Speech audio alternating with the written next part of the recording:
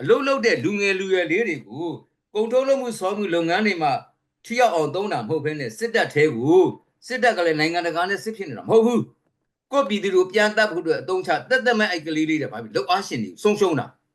ဒါကြောင့်မလို့ပြီးခဲ့တဲ့မနေ့ကစပြီးမှ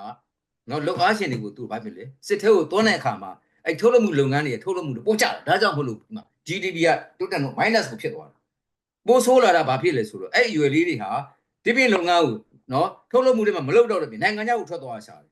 တချို့က PDF တွေရောက်တယ်တချို့ကပြေးရှောင်နေရတဲ့အခါမှာလောက်အားရှင်တွေရှုံးတယ်ဆုံးရှုံးတယ်ခေါ်တယ်နော် waste ဖြစ်တာနော် waste ဖြစ်တဲ့အခါကျတော့ကုန်ထုတ်လုပ်မှုဆောင်ပြုတဲ့အခါမှာမလုပ်နိုင်တဲ့အခါပို့ပြီးဆုံးရှုံးတယ်အခုလာပြန်ပြီနော် main ကလေးတွေပါလုပ်မယ်တဲ့ဟောသူကမလျှော့ဘူးဒါကြောင့်မလို့ရှေ့အလားလာတယ်မကောင်းဘူးပြီးခဲ့တဲ့အချိန်မှာလဲသူကသိုးတဲ့ဆိုးလာလို့တိုက်ပြီးစီးပွားရေးကြတဲ့ကြလာလို့ခုနပထမဆုံးအချုပ်ကအဲ့ဒါပဲအကုန် minus ကိုဆင်းသွားတယ်ပို့ဆိုးတဲ့အလားလာဖြစ်တော့တိုင်းပြည်စီးပွားရေးဟာကြဆင်းတဲ့စစ်နဲ့မကတော့ဘူးကတ်ဆိုင်တဲ့ဆင်းရောက်သွား